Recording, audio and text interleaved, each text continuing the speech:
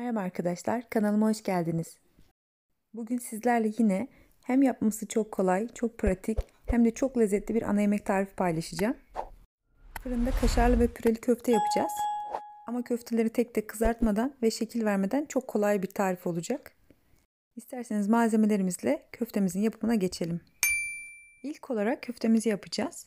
Bunun için 1 kilo yağlı dana kıyma, yarım su bardağı kadar galeta unu veya kurutulmuş ekmek içi, 2 büyükbaş soğanın rendesi veya rondodan da geçirebilirsiniz. 1 adet yumurta, 1 tatlı kaşığı hardal, 2 yemek kaşığı kadar zeytinyağı, baharat olarak da tuz, karabiber, kekik, 2 baş kadar rende sarımsak veya toz sarımsak da kullanabilirsiniz. Kimyon, kırmızı toz biber veya acı seviyorsanız pul biber ekleyebilirsiniz. Baharatların miktarını kendi damak zevkinize göre ayarlayabilirsiniz. Az ya da çok olarak. Burada hardala da dikkat etmek gerekiyor. Çünkü bazı hardal çeşitleri gerçekten çok acı oluyor. Bundan dolayı baharatınızı hardalın tadını dengeleyecek şekilde koyarsanız daha güzel olur. Eğer kıymanız yağlı değilse de koyduğumuz 2 yemek kaşığı zeytinyağı miktarını birazcık daha artırabilirsiniz. Aksi takdirde köfte biraz kuru olacaktır. Buna da mutlaka dikkat etmek gerekiyor. Köfte harcınızda eğer ekmek içi kullandıysanız benim gibi yarım çay bardağından biraz daha az miktarda su eklemek gerekiyor. Yine köftenin kuru olmaması için. Ama eğer galeta unu eklediyseniz su eklemeyin. Yok, galeta unu çok ince olduğu için hamur olabilir. Ben ekmek içi eklediğim için söylediğim miktarda soğuk su ekledim. Ve yine ufak bir püf nokta, çay kaşığının ucu kadar da karbonat ekliyorum. Karbonat köftenin hem daha güzel, daha yumuşak pişmesini sağlıyor. Hem de böyle içinin çok sıkı, çok sert olmasını engelliyor. Garanti bir köfte tarifi istiyorsanız mutlaka çok az miktarda da olsa karbonat eklemelisiniz. Bütün bu malzemeleri ekledikten sonra köfte harcımı güzelce yoğuruyorum. Eğer zamanınız varsa mutlaka buzdolabında birazcık dinlendirin ki tatlar birbirine daha güzel geçsin. Baharatlar aromasını versin. Ama zamanınız yoksa direkt de pişirmeye geçebilirsiniz. Köfte harcını güzelce yoğurduktan sonra 2 parçaya ayıracağım. Ve tabanını yağlamış olduğum bir fırın kabında, ben burada borcam kullandım. Büyük boy kare borcam kullandım.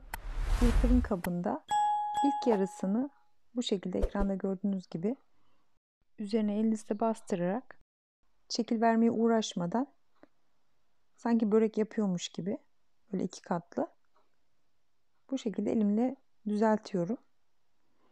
Burada elinize eğer yapışıyorsa elinize çok az bir su alabilirsiniz, su sürebilirsiniz. Böylece şekil vermesi de çok kolay olur. Zaten harç gördüğünüz gibi çok yumuşak. İçine eklediğimiz malzemelerden dolayı çok kolay da şekil alıyor yani. Bu şekilde köftemin tabanını yapmış oluyorum. Arasına ben dilim kaşar koydum. Siz burada rende kaşar da kullanabilirsiniz. Veya başka eriyebilen peynirlerden de kullanabilirsiniz. Ama kullandığınız peynirin tuzuna dikkat edin. Çeçil peynir veya mozzarella gibi peynir kullanacaksanız mozzarellalar zaten tuzsuz oluyor ama çeçillerin bazıları çok fazla tuzlu olabiliyor. Kullandığınız peynirin tuzuna dikkat ederek kullanırsanız daha iyi olur. Köftemin şeklini verirken bir yandan da fırınımı 200 derece alt üst ayarda ısıttım. Burada fırınımı fanlı ayarda kullanmıyorum. Sebebi de şu: fanlı kullandığınız zaman fırındaki köfte yemekleri ciddi anlamda kuruyor. O yüzden alt üst ayar kullanmak daha iyi. Köftemin yapımına devam edecek olursam gördüğünüz gibi arasına peynirimi koyduktan sonra elimle düzleyerek bu şekilde hafif incelterek yine üstünü kapatıyorum peynirlerimi. Burada yine rahat şekil verebilmek için elinizi çok az miktarda ıslatabilirsiniz. Önemli olan peynirlerin üstünü tamamen kapatacak şekilde köfte harcını yerleştirmek. Gördüğünüz gibi yapması müthiş kolay bir ana yemek. Müthiş kolay bir köfte ve çocuklar da gerçekten çok seviyorlar. Tek tek köfte harcına şekil verip onları tek tek kızartmak, bayağı bir zaman alıyor. Ve minik minik yaptığınız zaman çoğu zaman kuruyabiliyor köfteler. Ama bu şekilde gerçekten çok sulu, harika, lezzetli bir köfte oluyor. Fırına vermeden önce yine üzeri kurumasın diye çok az miktarda zeytinyağı sürüyorum.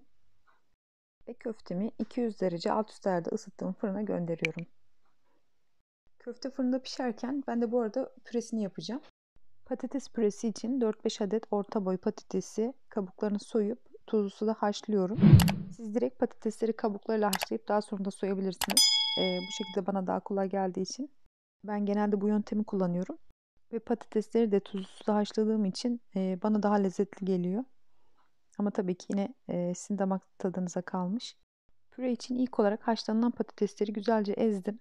Daha sonra içerisine 300 gram kadar küp küp doğradığım kaşar peyniri, 2 dolu yemek kaşığı tereyağı, çok az miktarda tuz ekledim. Zaten suyuna tuz koymuştum.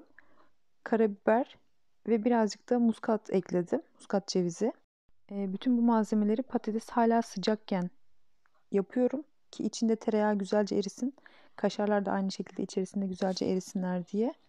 Soğuduğu zaman tereyağı içinde erimeyecektir.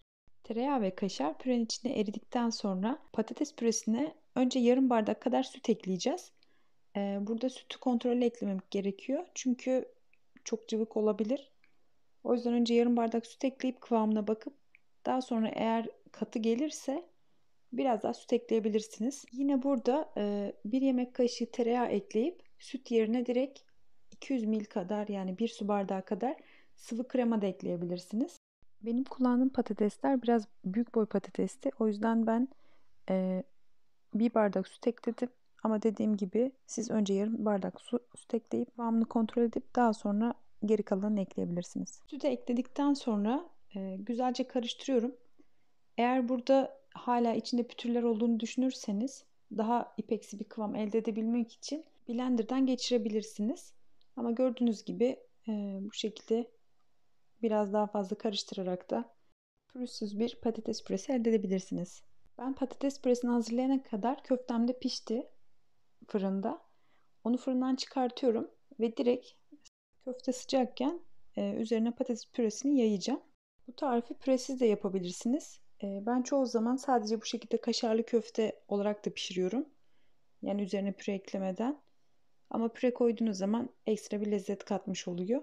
Ama sadece kaşarlı köfte hali de gerçekten yapması çok kolay. Çok da lezzetli bir tarif. Bu tarifi iki türlü de deneyebilirsiniz. İkisi de ayrı ayrı çok güzel oluyor. Burada köftemiz zaten pişti. Bundan dolayı püreyi üzerine döktükten sonra çok fazla fırında pişirmeyeceğim. Sadece pürenin biraz kızarmasını sağlayacağım. Patates püresinin içine kaşar koyduğum için üzerine tekrar eklemedim. Zaten köftenin arasında da var. Ama yine damak tadınıza bağlı olarak siz üzerine bir miktar kaşar da koyabilirsiniz. Püreli kaşarlı köftem yaklaşık yarım saat kadar fırında pişti ve servisine geçiyorum. Burada servis ederken ben yanında garnitür kullandım. Siz yanına bol ekşili güzel bir salata da yapabilirsiniz. Gördüğünüz gibi kat kat börek gibi hem arasında kaşar hem üstünde püresiyle hem yapması çok pratik hem de çok farklı, güzel, kolay bir tarif oldu. Ben genelde mutfakta daha hızlı, daha pratik yapabileceğim ama hem göze hem de damağa hitap eden farklı lezzetler bulmaya çalışıyorum. Bu tarifte hem çok hızlı yapılabilen hem de gerçekten e, püresi, köftesi, içerisinde peyniri, yanında garnitürü tam bir ana öğün oluyor. Yanına ekstra herhangi bir şey yapmak zorunda kalmıyorsunuz. Umarım tarifimi beğenmişsinizdir. Eğer tarifimi beğendiyseniz beğen butonuna basmayı, bana destek olmak için kanalıma abone olmayı, bunun gibi güzel tariflerden haberdar olmak için bildirim zilini açmayı unutmayın. Hepinize hayırlı, mutlu, güzel günler diliyorum.